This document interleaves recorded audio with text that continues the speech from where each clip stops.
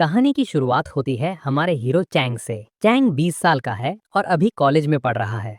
बाकी लड़कों से थोड़ा अलग, चैंग को पुरानी और रहस्यमयी चीजों का बहुत शौक है। चैंग के पापा पुरानी चीजों पर रिसर्च करते हैं और उन्हीं को देख देख कर चैंग को भी बचपन से इन सब में इंटरेस्ट आ गया था।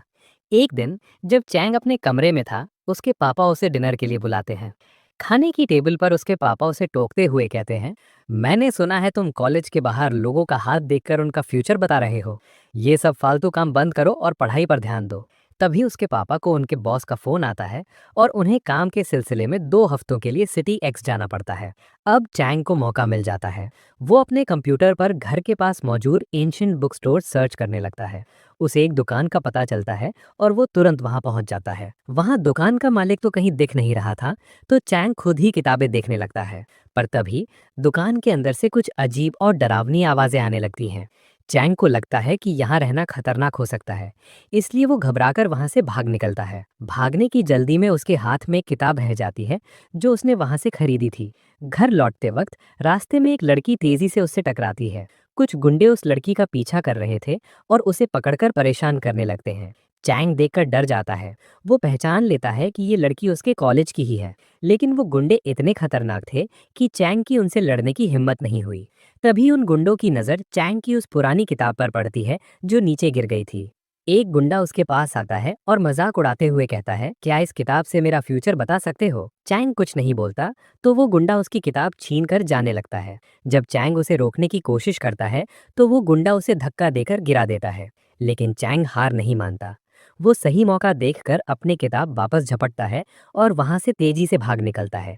अब वो गुंडे गुस्से में चैंग के पीछे पड़ चुके हैं। चैंग उन तंग गलियों में अपनी जान बचाकर भाग रहा था। रास्ते में ऑब्स्टिकल्स खड़ी करते हुए वो उन गुंडों को चकमा देने की कोशिश करता है। उसे लगता है कि वो बच निकला है, पर बदकिस्मती से वो गुंडे घूमकर फिर उसके सामने आ खड़े होते हैं। इसी बीच एक अजीब और मजाकिया हादसा होता है। जब चैंग खुद को बचाने के लिए हाथ पैर मारता है, तो गलती से उस गुंडे की पैंट नीचे खिसक जाती है। आसपास के लोग तुरंत फोन निकालकर फोटोज लेने लगते हैं। इस शर्मिंदगी का फायदा उठाकर चैंग वहां से फुर्ती से निकल जाता है और एक सुनसान पार्क में पहुंचता है। अचानक उस पार्क के चारों तरफ एक रहस्यमयी डोमेन बन जाता है। चैंग कुछ समझ पाता उससे पहले ही वो गुंडा, जिसका नाम ली था, वहां प्रकट होता है।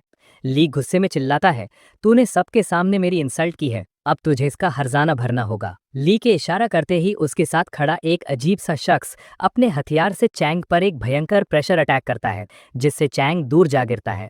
ली उसके ऊपर पैर रखकर अहंकार से कहता है, ये ताकत देख रहा है? तेरे जैसा मामूली इंसान इसका सामना कभी नहीं कर पाएगा। इसके बाद वो अजीब शख्स इतना क्रूवल हो जाता है कि वो चैंग पर हमला करके उसे बुरी तरह जख्मी कर देता है। चैंग दर्द से तड़प रहा था और उसकी किताब उसके खून से सन चुकी थी।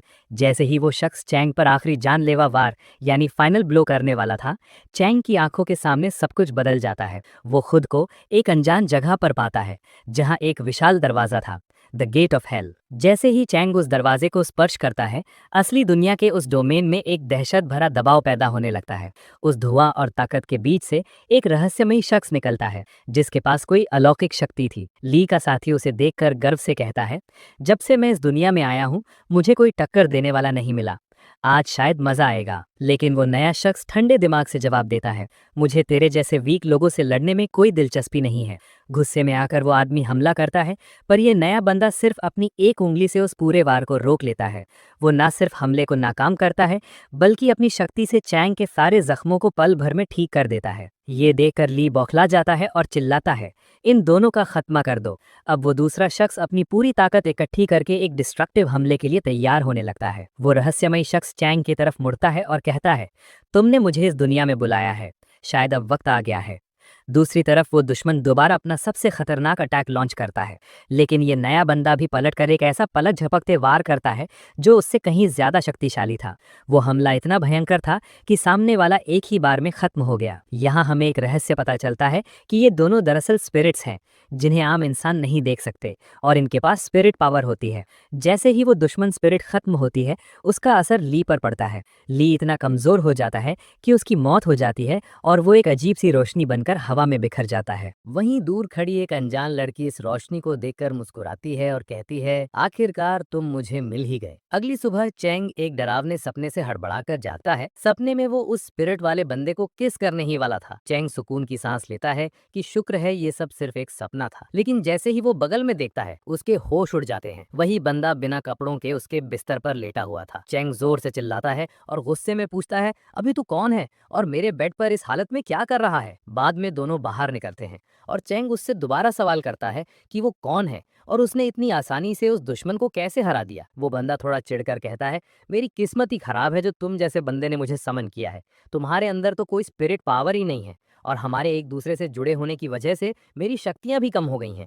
यहाँ तक कि मैं अपनी यादें भी भूल चुका हूँ। घर लौटकर चैंग बाई से और भी सवाल पूछना चाहता था, लेकिन तभी उसे अपनी माँ के आने की आहट सुनाई देती है। वो घबराकर बाई को छुपाने की कोशिश करने लगता है, लेकिन दरवाजा खुलते ही चैंग हैरान रह जाता है, क्योंकि सामने उसकी माँ नहीं बल्कि एक बेहद सुंदर लड़की खड़ी थी जिसका नाम टीना था। टीना को देखकर चैंग तो लट्टू हो जाता है। टीना कहती है कि वो उसके कॉलेज में ही पढ़ती है और उससे अकेले में कुछ बात करना चाहती है।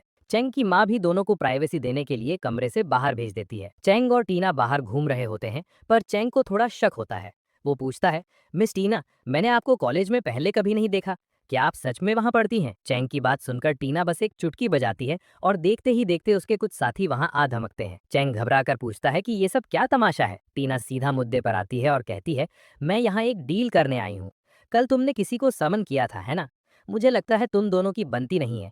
कैसा रहेगा अगर तुम उसे मेरे हवाले कर दो। इससे पहले कि चैंग कुछ समझ पाता, वहां अचानक बाई की एंट्री होती है। बाई बड़े स्वैग से कहता है, मैम मुझे लगता है ये सवाल आपको मुझसे पूछना चाहिए था। बाई बड़े फिल्मी अंदाज में टीना का हाथ चूमते हुए कहता है, वैसे आप बहुत खूबसूरत हैं। टीना भी बाई की पर्सनैलिटी और उसके लुक्स देखकर दंग रह जाती है। ये सब देखकर चैंग को थोड़ा गुस्सा आता है। वो चिढ़कर कहता है, ये सब क्या चल रहा है? मुझसे तो बड़े एटीट्यूड में बात करता है और लड़कियों के सामने इतना मक्खन लगा रहा है। तभी टीना का एक साथी गुस्से में बाई को पीछे हटने के लिए कहता है और उसे चिरकुट बुलाता है। बाई उसे पलटकर जवाब देता है, पर तभी चैंग बीच में चीख कर सबको शांत करवा देता है। वो साफ मना कर देता है, बस बहुत हो गया, मैं बाई को तुम लोगों को नहीं बेचने वाला। माना कि मैं ताकतवर नहीं हूँ, पर मेरे भी कुछ उसूल हैं। बाई ने मेरी जान बचाई है, इसीलिए मैं उसके साथ धोखा नहीं कर सकता। दोनों वापस घर आ जाते हैं। अब यहाँ एक बड़ा खुलासा होता है। दरअसल बाई एक स्पिरिट वेपन है। चैंग हैरानी से पूछता है कि ये आखिर होते क्या है। बाई उसे शैंग युआन आर्सेनल के बारे में बताता है। ये एक ऐसा रहस्यमयी दरवाजा है जहाँ हर तरह के शक्तिशाली हथियार यानी कि वेपन्स मौजूद हैं। कुछ वेपन्स तो इतने खास हैं कि उन्हें होली वेपन्स कहा जाता है। इन वेपन्स को 4 बड़े लेवल्स में बांटा गया है, हेवन, अर्थ, डार्क और येलो। इस दुनिया में सिर्फ कुछ चुनिंदा लोग ही उस दूसरी दुनिया से इन वेपन्स को समन कर सकते हैं। लेकिन पुरानी कहानियों की माने तो इन चारों लेवल से ऊपर भी एक सबसे ऊंचा लेवल होता है। बाई गर्व से कहता है, क्योंकि मैं इतना हैंडसम और पावरफुल हूँ, इसीलिए मैं एक होली वेपन हूँ। लेकिन तुम जैसे मामूली इंसान ने मुझे समन किया है, इसीलिए मेरी ताकत अभी बंदिशों में है। लेवल 1 पर होने के बाद भी मैं अभी सिर्फ लेवल 3 तक की ही पावर्स यूज कर सकता हूँ। वो आगे बताता है कि जो लोग इन स्पिरिट वेपन्स को चला पाते हैं, उन्हें स्पिरिट वॉरियर्स कहा जाता है। एक स्पिरिट वॉरियर वो होता है जो जन्म से ही अद्भुत शक्तियों के साथ पैदा होता है। इतिहास गवाह है कि ये योद्धा हमेशा बड़े और ऊंचे घरानों में ही जन्म लेते हैं, जैसे कि मिस टीना का परिवार। इसीलिए टीना के लिए ये हजम करना मुश्किल हो रहा है कि चैंग जैसा एक मामूली लड़का जो एक साधारण परिवार से आता है, उसके पास इतनी बड़ी शक्ति कैसे हो सकती है। टीना ने बचपन से ही कड़ी तपस्या और खतरनाक प्रैक्टिस की है ताकि वो टियानगांग ट्रायल में हिस्सा ले सके। ये एक ऐसा मुकाबला है जहां दुनिया भर के स्पिरिट वॉरियर्स अपने वेपन्स के साथ एक दूसरे से टकराते हैं। इस ट्रायल का जो भी विजेता होता है, उसकी हर मन्नत पूरी की जाती है। बाई यहाँ चैंग को उकसाते हुए कहता है कि क्यों ना वो भी इस महामुकाबले का हिस्सा बने। टीना हर हाल में इस ट्रायल को जीतना चाहती है और इसीलिए वो ज्यादा से ज्यादा शक्तिशाली वेपन्स इकट्ठा करने में लगी है। चैंग का वेपन बाई उसकी लिस्ट में सबसे ऊपर है। जब चैंग मना कर देता है तो टीना उसकी जिंदगी नर्क बना देती है। वो चैंग को बदनाम करने के लिए पूरे कॉलेज में पोस्टर्स लगवा देती है कि चैंग ने उसे धोखा दिया है। चैंग का जीना मुश्किल हो जाता है। हर कोई उसे नफरत की नजर से देखने लगता है। आखिरकार तंग आकर चैंग टीना से मिलता है और साफ लफ्जों में कहता है, मैम, आप शायद समझ नहीं रही। बाई सिर्फ मेरा वेपन नहीं, मेरा दोस्त है। और रही बात तियान गैंग ट्रायल की, तो मैं भी उसमें हिस्सा लेने वाला हूँ। वहाँ वही जीतेगा जिसके पास असली हुनर होगा। और मुझे बाई पर पूरा भरोसा है। ये सुनकर टीना का गुस्सा सातवें आसमान पर पहुंच जाता है। उसे लगता है कि जिस ट्रायल के लिए उसने सालों मेहनत की, ये मामूली सा लड़का उसे इतनी आसानी से कैसे जीत लेगा। वो चैंग को चेतावनी देती है कि वो मुकाबला जिंदगी और मौत का खेल है, जहां चैंग जैसा लड़का एक पल भी नहीं टिक पाएगा। लेकिन चैंग के लिए ये सिर्फ एक मुकाबला नहीं, बल्कि खुद को साबित करने का मौका था। बचपन से किसी ने उस पर यकीन नहीं किया था, यहाँ तक कि उसके अपने पिता ने भी नहीं। चैंग पलटकर सवाल करता है, अगर आपको अपनी काबिलियत पर इतना ही गर्व है, तो आप मुझसे मेरा वेपन क्यों छीनना चाहती हैं। अब टीना के सब्र का बांध टूट जाता है। वो तुरंत वहां एक डोमेन खड़ा कर देती है।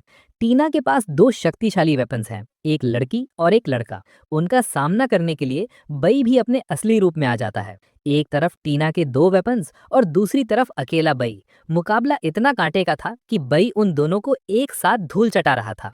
टीना ये देखकर दंग रह गई कि एक मामूली सा दिखने वाला वेपन उसके दो दो साथियों को एक साथ टक्कर दे रहा है। वो सोचने पर मजबूर हो गई कि क्या ये सच में सिर्फ एक अर्थ लेवल का वेपन है। इतनी ताकत एक साधारण लड़के के पास कैसे हो सकती है। सबसे हैरानी की बात यह थी कि दो दो हेवन लेवल के वेपन्स का सामना करने के बावजूद बई के चेहरे पर डर का नामो निशान तक नहीं था। चैंग को थोड़ी चिंता होने लगी, क्योंकि वो जानता था कि बई अभी अपनी पूरी शक्ति का इस्तेमाल नहीं कर पा रहा है। तभी इस लड़ाई में एक तीसरे शख्स की एंट्री होती है। टियानजुन हॉल का एक घमंडी योद्धा आउतियन, और उसके साथ था उसका साथी। टीना उसे देखकर चिढ़ जाती है और कहती है, आउतियन, तुम हर बार मेरे बीच में टांग क्यों अड़ाते हो। क्या फिर से पिटने का इरादा है। आउतियन बड़े रौब से जवाब देता है, तुम्हारा ये घमंड चेयरमैन बर्दाश्त कर सकते हैं, मैं नहीं। और तुम इस बच्चे से लड़ रही हो, इसका वेपन तो मुझे कहीं से भी खास नहीं लग रहा। चैंग ने जब ये सुना तो उसने तुरंत पलटकर जवाब दिया, तुम तो ऐसे बोल रहे हो तुम्हारे पास हेवन लेवल के वेपन्स की खेती हो रही हो। ये सुनते ही आउतियन अपना असली रूप दिखाता है और एक हेवन लेवल का वेपन समन करता है। वो चैंग को धमकी देता है, बच्चे, अगर जान प्यारी है तो यहाँ से भाग जा। चैंग बड़े मजाकिया अंदाज में कहता है, मैं इतनी सुंदर लड़की को अकेला छोड़कर कैसे जा सकता हूँ। टीना को लगा चैंग उसकी बात कर रहा है और वो शर्मा गई, पर चैंग ने तुरंत बात पलट दी, अरे मैम, मैं आपकी नहीं, इन पिंकी मोहतरमा आउटियन की साथी की बात कर रहा हूँ। आउटियन का गुस्सा आग बबूला हो जाता है। वो बाई को तुच्छ कहता है, जिसके जवाब में बाई तुरंत उस पर हमला कर देता है। लेकिन तभी एक निंजा जैसी लड़की अचानक प्रकट होकर आउटियन को बचा लेती है। इधर टीना भी मौका देखकर अपने दो वेपन्स जियान और मुई के साथ आउटियन के साथी किशन पर टूट पड़ती है। लड़ाई अब ट्रिपल थ्रेट बन चुकी थी। किशन अकेला टीना के दोनों वेपन्स जियान और मोई का सामना कर रहा था। हालांकि किशन ताकतवर था, पर जियान और मोई का टीम वर्क इतना बेहतरीन था कि किशन को संभलने का मौका ही नहीं मिल रहा था। एक के बाद एक उनके वार किशन को पीछे धकेल रहे थे। दूसरी तरफ बाई उस निंजा लड़की से भिड़ रहा था। वो निंजा इतनी तेज थी कि उसकी रफ्तार को पकड़ना मुश्किल था। उसने बाई पर कई तेजी से हमले किए, पर बाई इतना चुस्त था कि वो हर बार बाल बाल बच गया। वो निंजा सोचने लगी, क्या ये सच में अर्थ लेवल का वेपन है। इसके रिफ्लेक्सेस तो किसी महान योद्धा जैसे हैं। लड़ाई को खत्म करने के लिए टीना चिल्लाकर अपने दोनों वेपन्स को उनकी अल्टीमेट पावर इस्तेमाल करने का आदेश देती है। जियान अपनी सीक्रेट आर्ट्स का प्रयोग करता है, जिसका दबाव इतना ज्यादा था कि शक्तिशाली किशन भी कमजोर पड़ने लगता है और घुटनों के बल आ गिरता है। मैदान में हालात तब बदल गए जब मोई ने अपनी सीक्रेट आर्ट का इस्तेमाल किया। इस शक्ति की वजह से किशन चारों तरफ से आग की लपटों में घिर गया और तड़पने लगा। यहाँ एक बड़ा रहस्य खुलता है।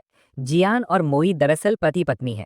इन दोनों की स्पेशल आर्ट्स एक दूसरे की ताकत को दुगना कर देती हैं। इनकी ये हाई रैंक स्किल्स जब मिलती हैं तो इनका सामना करना लगभग नामुमकिन हो जाता है। ये खौफनाक नज़ारा देखकर नोलन आउटियन को सलाह देता है कि अभी पीछे हटना ही समझदारी है और हमें इसकी पूरी रिपोर्ट चेयरमैन को देनी चाहिए।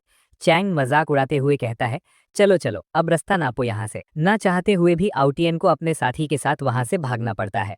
लड़ाई खत्म होने के बाद मिस टीना चैंग से कहती हैं, देखो, फिलहाल हमारे मकसद एक हैं, तो मैं तुम्हारे साथ मिलकर काम करने को तैयार हूँ। आज से हम पार्टनर्स हैं। चैंग की खुशी का ठिकाना नहीं रहता, क्योंकि ये उसकी जिंदगी में पहली बार था जब किसी लड़की ने दोस्ती के लिए उसका हाथ थामा था। अगली सुबह आउटियन सारी घटना की जानकारी अपने चेयरमैन को देता है। चेयरमैन गुस्से में आग बबूला होकर कहता है, मैं धीरे धीरे टीना को अपने साथ मिलाने की कोशिश कर रहा था, पर तुम्हारी एक बेवकूफ़ी ने सारा खेल बिगाड़ दिया। आउटियन माफी मांगते हुए सफाई देता है कि वो सिर्फ टीना को उसकी बदतमीजी का सबक सिखाना चाहता था। वहां मौजूद एक और शख्स कहता है, इनकी बातों से लगता है कि वहां एक और नया वेपन था जिसमें कोई अनोखी और पुरानी काबिलियत है। चेयरमैन को डर था कि कहीं वो स्पेशल वेपन मिस टीना के हाथ न लग जाए। तभी वहां बैठी एक लड़की चिढ़कर कहती है, पता नहीं वो टीना खुद को क्या समझती है, हर बार मास्टर के ऑफर को ठुकरा देती है। आउटियान बताता है कि टीना का एटीट्यूड उसकी शक्तियों की वजह से है। उसने बताया कि एक बार जब टीना मौत के बेहद करीब थी, तब उसने अपने वेपन्स को बुलाया था। इस प्रक्रिया को डेथ समन कहा जाता है। चेंग के मन में अब भी कई सवाल थे, इसलिए वो टीना से पूछता है, आखिर ये तियनजुन हॉल क्या चीज है।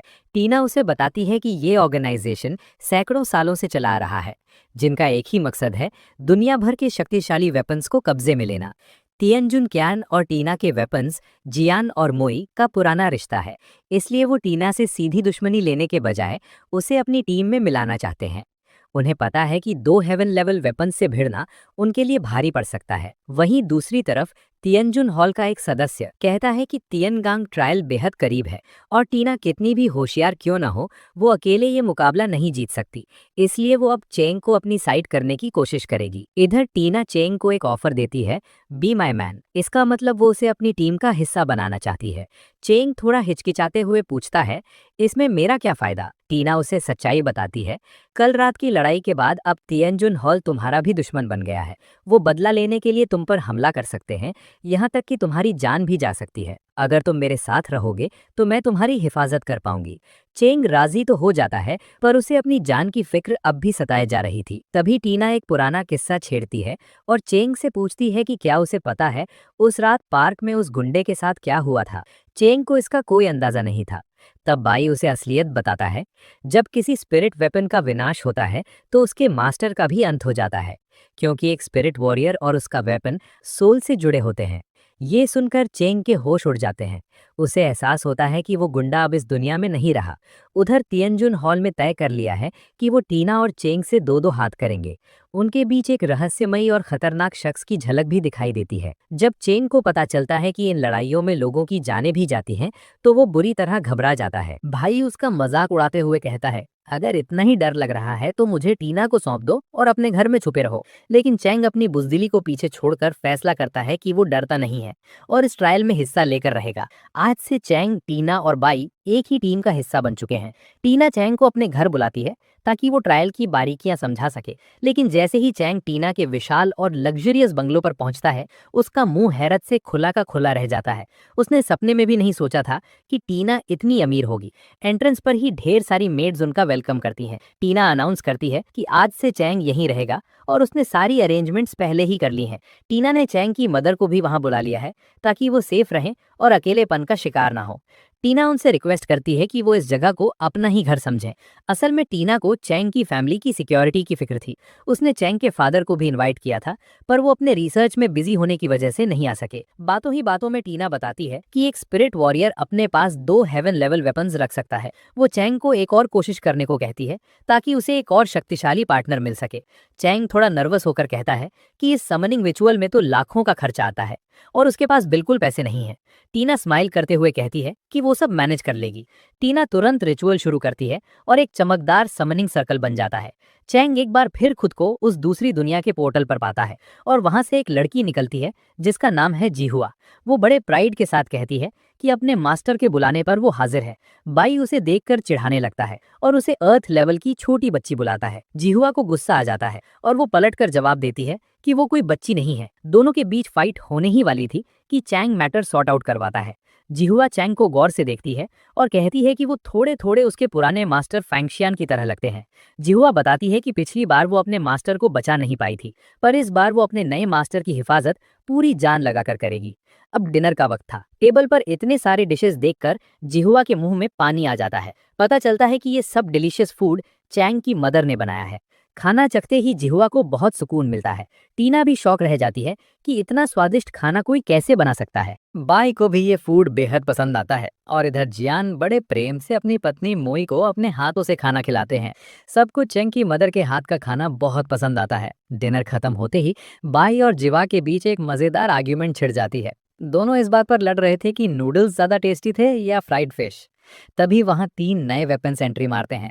जिवा उन्हें देखते ही पहचान जाती है और कहती है, अरे तुम तीनों तो वही हो ना जिनसे मेरी पिछली बार इतनी लंबी फाइट हुई थी। पता चलता है कि ये तीनों ही मिस टीना की ही टीम का हिस्सा हैं।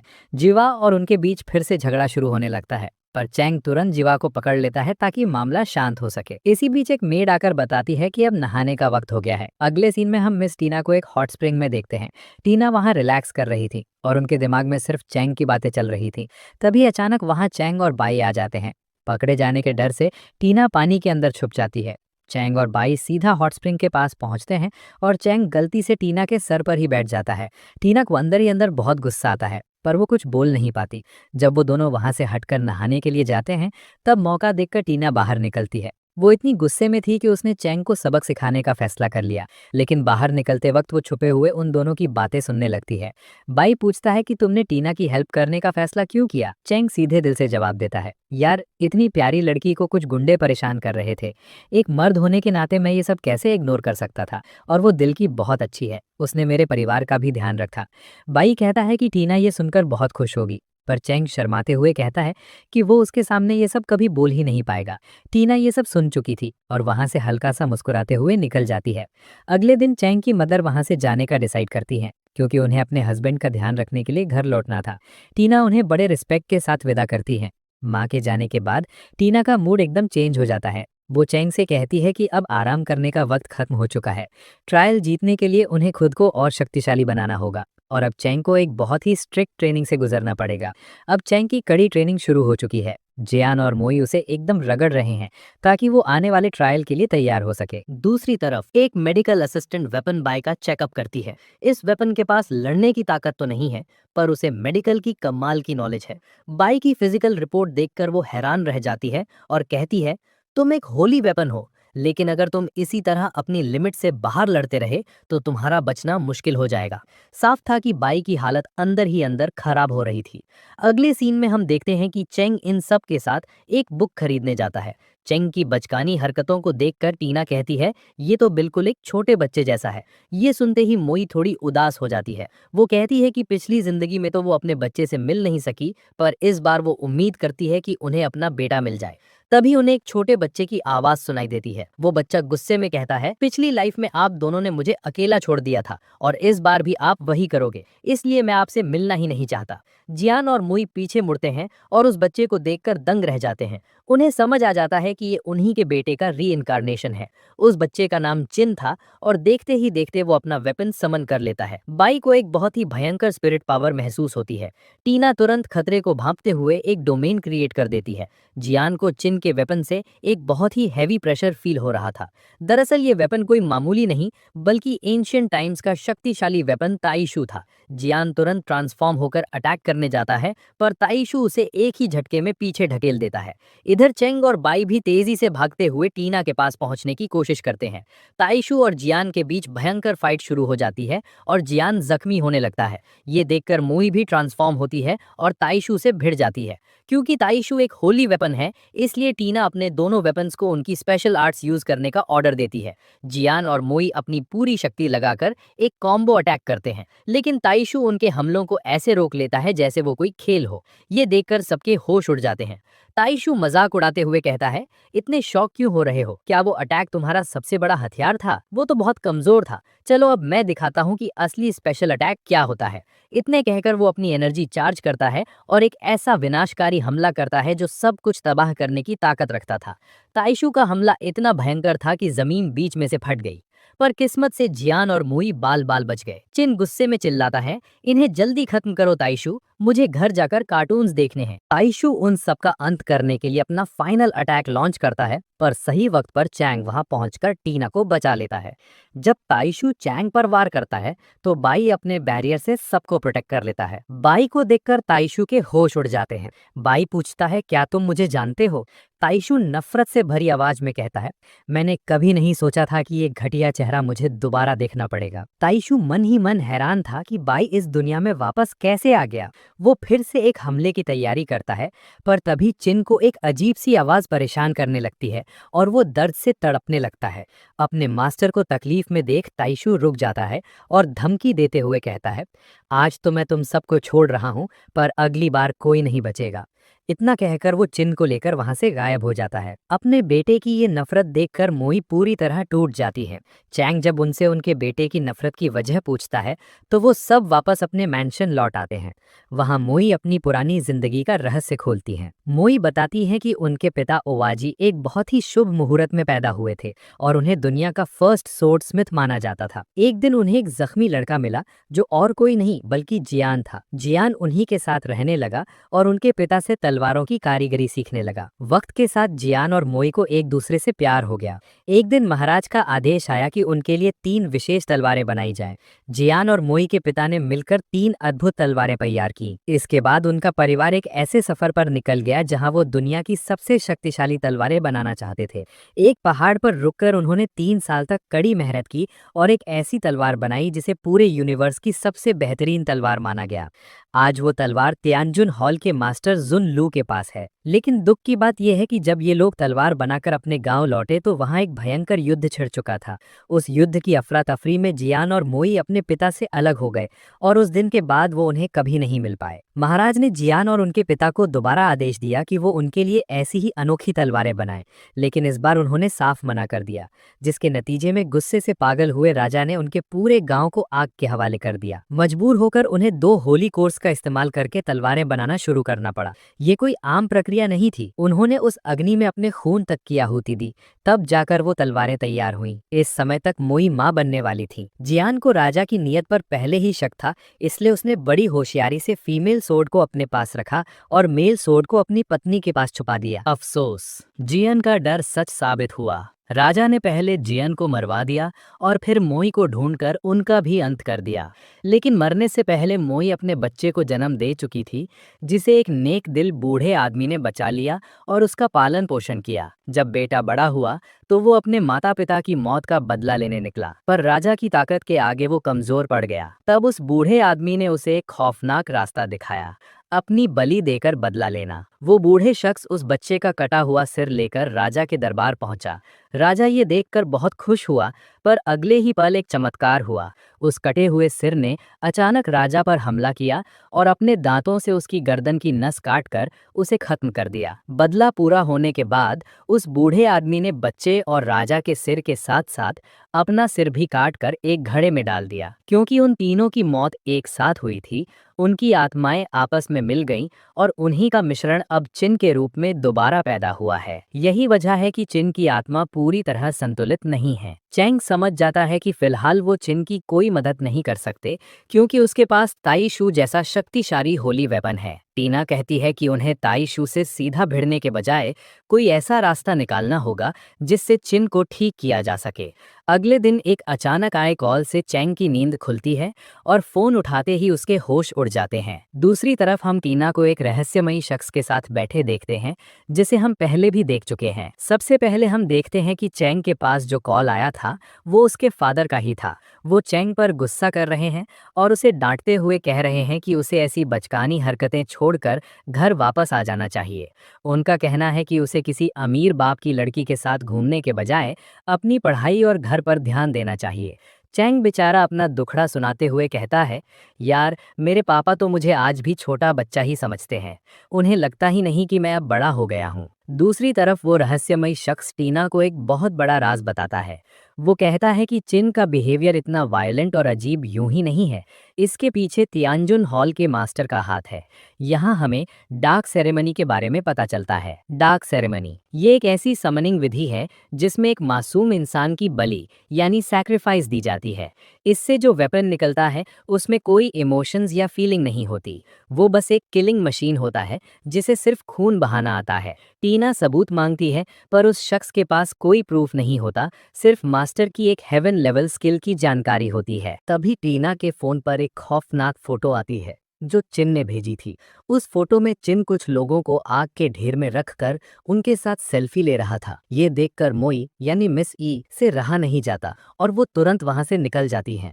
टीना चेंग को मैसेज करके 10 मिनट में वापस पहुंचने को कहती है। चेंग समझ जाता है कि कोई बहुत बड़ी मुसीबत आ गई है और वो तेजी से निकलता है। लेकिन जब तक टीना और उसकी टीम उस लोकेशन पर पहुंचती हैं, वहां अचानक एक डोमेन बन जाता है। टीना को तुरंत एहसास होता है कि ये उन्हें फंसाने के लिए एक ट्रैप था। इससे पहले कि वो चेंग को वॉर्न कर पाती, कोई चीज तेजी से आकर उनके फोन के चिथड़े उड़ा देती है। वहां तियानजुन हॉल के मेंबर्स पहले से तैयार बैठे थे। वो टीना को अपने साथ चलने के लिए कहते हैं पर टीना साफ मना कर देती है। अब उनके बीच एक जंग छिड़ जाती है। उधर मोई चिन को समझाने की हर मुमकिन कोशिश कर रही हैं, पर चिन अब पूरी तरह बदल चुका है और वो किसी की बात सुनने को तैयार नहीं है। लड़ाई का मैदान पूरी तरह बदल चुका है। जियान और मोई अपने असली रूप में ट्रांसफॉर्म हो चुके हैं, लेकिन दुश्मन लड़की का एक ही वार इतना खतरनाक होता है कि टीना को बचाने के चक्कर में जियान बुरी तरह जख्मी हो जाता है। टीना दंग रह जाती है। उसे समझ नहीं आता कि कोई इंसान टाइशू के लेवल की ताकत कैसे रख सकता है। वो लड़की नफरत से कहती है, तुम जैसी अमीर घर की लड़की कभी नहीं समझेगी कि इस पावर को पाने के लिए मैंने कितना दर्द सहा है। दूसरी तरफ बाई तेजी से चैंग को लेकर उड़ रहा था क्योंकि उसे टीना और बाकी वेपन्स की फिक्र हो रही थी। उधर जियान और मोई अपनी सबसे शक्तिशाली कंबाइंड स्किल का यूज करते हैं जो दुश्मन की पावर को कम कर देती है। लेकिन हैरानी की बात यह थी कि उस लड़की पर इसका कोई असर नहीं होता। रास्ते में बाई चेंग को हारमोनियम इंस्टॉलेशन के बारे में बताता है। ये एक ऐसी स्टेज है जहां एक स्पिरिट और उसका मास्टर पूरी तरह एक हो जाते हैं। दोनों की आत्माएं और शक्तियां मिलकर एक हो जाती हैं, जिससे उनकी ताकत कई गुना बढ़ जाती है। वही लड़की इस वक्त इसी स्टेज में थी, इसलिए वो अकेले ही जियान और मोई पर भारी पड़ रही थी। वो एक ही झटके में जियान को घायल करती है और जब मोई उसे बचाने आती है तो उन्हें भी लात मारकर दूर गिरा देती है। उन दोनों की हालत देखकर टीना का दिल बैठ जाता है। वो लड़की फिर से पूछती है, मेरे साथ चलोगी या नहीं? टीना को कुछ समझ नहीं आ रहा था। जियान और मोई दर्द से तड़प रहे थे। लड़की फिर से हमला करती है तो टीना रोकर चिल्ला पड़ती है, बस करो, अब लड़ना बंद कर दो, हम नहीं जीत पाएंगे। तभी टीना के सामने एक मिस्टीरियस शैडो यानी अजीब साया आता है और कहता है, रोने से कुछ नहीं होगा। टीना बेबसी में कहती है कि दुश्मन हारमोनियम इंस्टॉलेशन में है, वो कुछ नहीं कर सकती। वो साया उसे याद दिलाता है, बचपन से अब तक की तुम्हारी मेहनत क्या इसी दिन के लिए थी? क्या तुम हार मान लोगी? जब वो दुश्मन लड़की जियान और मोई को खत्म करने के लिए आखिरी बार करने वाली होती है, टीना उनके बीच में खड़ी हो जाती है। वो अपने वेपन्स को खोना नहीं चाहती थी। लड़की कहती है, अब हार मान लो और मेरे साथ चलो। लेकिन तभी जख्मी मोई बड़ी ममता से टीना की तरफ देखती हैं और कहती हैं, मिस टीना, हमारे लिए आप हमारी अपनी औलाद जैसी हैं। हमने आपको बचपन से पलते हुए देखा है और हमें सच में आप पर बहुत गर्व है। उनकी बातों में एक ऐसी ताकत थी जो दिखा रही थी कि वो मरते दम तक अपनी बेटी की हिफाजत करेंगी। मैदानी जंग में अचानक एक तेज रोशनी चमकती है। टीना, जियान और मुई के बीच एक ऐसा गहरा बॉन्ड बन जाता है कि हारमोनियम इंस्टॉलेशन का प्रोसेस शुरू हो जाता है। देखते ही देखते टीना का पूरा आउटफिट बदल जाता है और उसके हाथों में वो दोनों शक्तिशाली तलवारें आ जाती हैं। ये नया फुल ट्रांसफॉर्मेशन देखकर दुश्मन लड़की के होश उड़ जाते हैं। टीना गरजते हुए कहती है, तुमने मेरे परिवार को नुकसान पहुंचाया है, अब तुम्हें इसकी सजा मिलेगी। वो लड़की गुस्से में पलटकर जवाब देती है कि वो इस लेवल पर बहुत पहले पहुंच चुकी है और टीना को इतना ओवर कॉन्फिडेंट नहीं होना चाहिए। लेकिन टीना साफ कर देती है कि वो दुश्मन का दर्द तो समझती है, पर अपने परिवार के साथ हुई बदतमीजी को कभी माफ नहीं करेगी। दूसरी तरफ आउटियन और नोलन अपने गुंडों की फौज लेकर टीना के मैंशन को तबाह करने पहुंचते हैं। उन्हें लग रहा था कि रास्ता साफ है, पर वहां पहले से ही जिहुआ उनका रास्ता रोककर खड़ी थी। जिहुआ बड़े स्वैग से वार्निंग देती है, चुपचाप यहाँ से निकल जाओ वरना सबकी टांगे तोड़ दूंगी। यहाँ हमें पता चलता है कि ये सब चेन का प्लान था। बाइक को पहले ही शक हो गया था कि दुश्मन ने उन्हें फंसाने के लिए जाल यानी ट्रैप बिछाया है। चेंग ने स्ट्रैटेजी बनाई थी कि जिहुआ दुश्मन को उलझा कर रखेगी और बाकी सब मैंशन की हिफाजत करेंगे। प्रेजेंट में आउटियन बात नहीं मानता और अपने वेपन के साथ जिहुआ पर हमला कर देता है। जिहुआ बड़े होशियारी से किसान को अपने पीछे भगाकर दूर ले जाती है ताकि दुश्मन की टीम बिखर जाए। जैसे ही बाकी गद्दार मैंशन के अंदर घुसने की कोशिश करते हैं, उनका सामना करने के लिए बाई एंट्री मारता है। हमें फ्लैशबैक में दिखाया जाता है कि जब टीना ने चेन को कॉल करके बुलाया था, तभी ये सारी तैयारी कर ली गई थी। टीना के बाकी वेपन्स भी वहाँ मौजूद हैं। अभी मैंशन के बगीचे में भयंकर फाइट शुरू हो जाती है। टीना के वेपन्स एक एक करके गुंडों को ढेर कर रहे हैं और तभी बाई अपनी असली पावर का यूज करता है। एक ही शक्तिशाली वार में वो दुश्मनों की पूरी फौज का खात्मा कर देता है। जब तक चैंग बाहर आकर बाई को रोकता कि वो इन सबको खत्म न करे, तब तक काफी देर हो चुकी थी। बाई ने अपनी भयंकर पावर से उन सबको एक ही पल में राख यानी एशेस कर दिया। चैंग गुस्से में चिल्लाता है, तुम्हें इन सबको मारने की क्या जरूरत थी?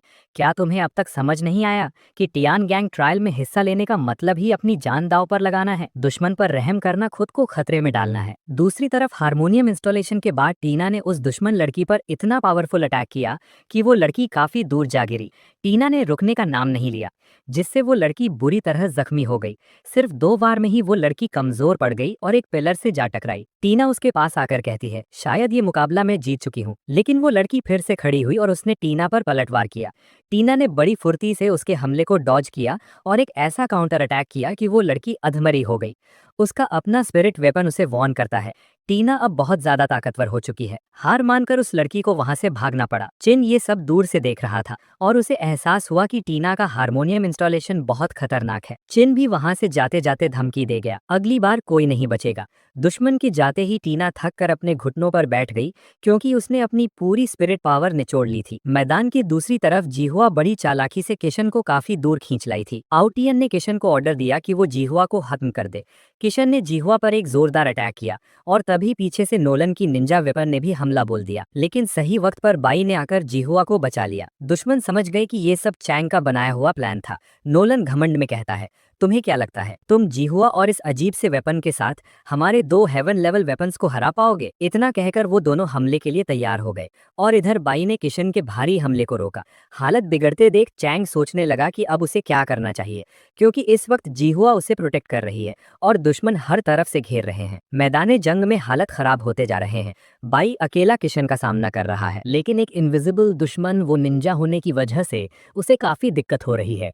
तभी चैंग का दिमाग चलता है और वो एक रिस्क लेता है। वो जिहुआ के साथ मिलकर सीधा आउटियान पर अटैक कर देता है। नोलन ये देखकर घबरा जाता है और आउटियान को बचाने के लिए अपने वेपन से जिहुआ को रोकने की कोशिश करता है। इसी मौके का फायदा उठाकर बाई उस निंजा पर हमला करता है, लेकिन किशान तुरंत एक बैरियर बनाकर उसे बचा लेता है। अगले ही पल वो निंजा मौका देखकर चैंग पर एक जानलेवा वार करती है। इसी बीच हमें जिहुआ का एक दर्दनाक फ्लैशबैक दिखाया जाता है। उसने अपने पुराने मास्टर फेंगसियान को अपनी आंखों के सामने मरते हुए देखा था। उसका मास्टर मरते वक्त कह रहा था, माफ करना जिहुआ, अब मैं तुम्हें अकेला छोड़कर जा रहा हूँ। हमेशा मेरा साथ देने के लिए शुक्रिया। वापस प्रेजेंट में चैंग पर होने वाला वो खतरनाक हमला जिहुआ अपने ऊपर ले लेती है। वो बुरी तरह जख्मी हो जाती है, पर मरते मरते भी वो उस निंजा को पलटकर दूर फेंक देती है। खून से लथपथ जिहुआ चैंग की तरफ देखती है और कहती है, मास्टर मुझे माफ कर देना, मैं आपकी ज्यादा हेल्प नहीं कर सकी। इतना कहकर जिहुआ की आंखें बंद हो जाती हैं और वो अपना दम तोड़ देती है। जिहुआ की मौत देखकर चैंग पूरी तरह टूट जाता है। वो रोने लगता है और हर चीज का दोष खुद को देने लगता है। चैंग के इतना ज्यादा अनस्टेबल होने की वजह से बाई की शक्ति कमजोर पड़ने लगती है और किशन उस पर भारी पड़ने लगता है। किशन एक भयंकर हमला करता है जिसे रोकने में बाई की पूरी एनर्जी खत्म हो जाती है। किशन जैसे ही बाई को खत्म करने के लिए आगे बढ़ता है, तभी अचानक जियान और मोई अपनी तलवारों के रूप में वहां आ धमकते हैं। वो दोनों मिलकर किशन को पीछे धकेल देते हैं। टीना भी वहां पहुंच जाती है और जिहुआ की हालत देखकर दुख से भर जाती है। लेकिन दोस्तों, अभी उम्मीद बाकी है। जिहुआ गायब होने लगती है, पर वो मरी नहीं है। टीना तुरंत अपनी स्पिरिट पावर का एक हिस्सा जिहुआ को दे देती है। इससे जिहुआ की सोल प्रिजर्व हो जाती है और थोड़ा रेस्ट करने के बाद वो फिर से ठीक हो जाएगी। जब चैंग को पता चलता है कि जिहुआ की जान बच गई है, तो वो चैन की सांस लेता है। यहाँ हमें पता चलता है कि टीना के बाकी वेपन्स ने सही वक्त पर पहुंचकर उसे अपनी शक्ति दी थी, जिसकी वजह से टीना अपनी पावर रिकवर करके यहाँ तक पहुंच सकी। अब चैंग और टीना एक साथ मिलकर दुश्मन का सामना करने के लिए तैयार हो जाते हैं। जियान और मोई मिस ई एक जोरदार कंबाइन अटैक करते हैं, जिससे किशन थोड़ा कमजोर पड़ने लगता है और इतनी ही देर में बाई भी फिर से खड़ा हो जाता है। अपनी टीम को हारता देखकर ओतियन का दिमाग खराब हो जाता है। वो इस बार भागने के बजाय अपनी स्पेशल आर्ट का यूज करता है। इसका असर इतना खतरनाक होता है कि किशन की पूरी पावर रिकवर हो जाती है और उसका ऑरा पहले से कहीं ज्यादा भयंकर हो जाता है। टीना और बाकी सब हैरान रह जाते हैं जब किशन जियान और मोई के हमलों को मजाक की तरह रोक लेता है। तभी चेंग की नजर आसमान पर पड़ती है, जहां कुछ अजीब से सितारे चमक रहे थे। चेंग चिल्लाकर कहता है, हमें इसे तुरंत रोकना होगा, वरना अनर्थ हो जाएगा। दरअसल किशन आसमान के उन सितारों से एनर्जी लेकर अपनी पावर को रीजनरेट कर रहा था। किशन अब अपना सबसे खतरनाक अटैक तैयार करता है। ये एक ऐसा अल्टीमेट अटैक है जिसे वो सिर्फ रात के वक्त ही यूज कर सकता है, क्योंकि इसे सितारों की एनर्जी चाहिए होती है। इस हमले का कोई तोड़ नहीं है। किशन जैसे ही ये वार करता है, बाई उसे अपने हाथों से रोकने की कोशिश करता है, पर हमला इतना शक्तिशाली था कि बाई की हालत खराब होने लगती है। अपने साथी को मुसीबत में देखकर चेंग एक बड़ा फैसला लेता है। वो अपना हाथ काटकर ब्लड सैक्रिफाइस बाई की तरफ भागता है। अगले ही पल दोनों बाई के इनर स्पेस में होते हैं। बाई उसे वार्न करता है, चेंग, तुम जो करने जा रहे हो उसमें तुम्हारी जान भी जा सकती है। चेंग बिना डरे जवाब देता है, अपने दोस्तों को बचाने के लिए मैं अपनी जान की बाजी लगाने को तैयार हूँ। चेंग का ये जज्बा देखकर बाई कहता है, ठीक है, जैसा तुम कहो। मैदाने जंग में मुकाबला अब आर पार का था। किशन ने अपनी पूरी ताकत लगा दी थी, पर बाई अब रुकने वाला नहीं था। बाई ने चेंग के बलिदान का मान रखा और किशन के अटैक पर एक जोरदार काउंटर अटैक शुरू कर दिया। किशन ने बचते हुए अपनी पावर और ज्यादा बढ़ा दी, जिसके दबाव से चेंग और बाई दोनों को तकलीफ होने लगी। तभी बाई एक ऐसी सीक्रेट टेक्निक का इस्तेमाल करता है जो पहले कभी नहीं देखी गई थी। ये टेक्निक इतनी असरदार थी कि उसने किशन के अल्टीमेट अटैक को पल भर में नलिफाई कर दिया। लेकिन इस शक्ति का बोझ चेंग का शरीर नहीं सह पाया और वो कमजोर होकर जमीन पर गिर पड़ा। टीना घबराकर चेंग की तरफ भागना चाहती है, पर मोई यानी मिस ई उसे रोक लेती हैं, क्योंकि लड़ाई अभी खत्म नहीं हुई थी। बाई ने किशन के हमले की सारी एनर्जी को इकट्ठा किया और उसे वापस किशन की तरफ ही फायर कर दिया। अपने ही हमले की मार से किशन बुरी तरह हार जाता है और ढेर हो जाता है। अपने सबसे शक्तिशाली वेपन को हारता देख ओतियन के होश उड़ जाते हैं। पास कोई रास्ता न देखकर वो नोलन के साथ वहां से दुम दबाकर भाग निकलता है। टीना तुरंत बेहोश चेंग के पास पहुंचती है, पर चेंग की हालत काफी नाजुक लग रही थी। दूसरी तरफ आउतियान और नोलन भागते हुए जंगल के रास्ते दूर निकल जाते हैं। आउतियान गुस्से में पागल हो रहा था, क्योंकि उसे पहली बार इतनी बुरी तरह भागना पड़ा। नोलन उसे समझाने की कोशिश करता है, दोस्त इस वक्त गुस्सा नहीं, दिमाग चलाओ। अभी नोलन अपनी बात पूरी भी नहीं कर पाया था कि अचानक उसके पीछे एक साया प्रकट होता है। अगले ही पल वो अनजान शख्स नोलन को मौत के घाट उतार देता है।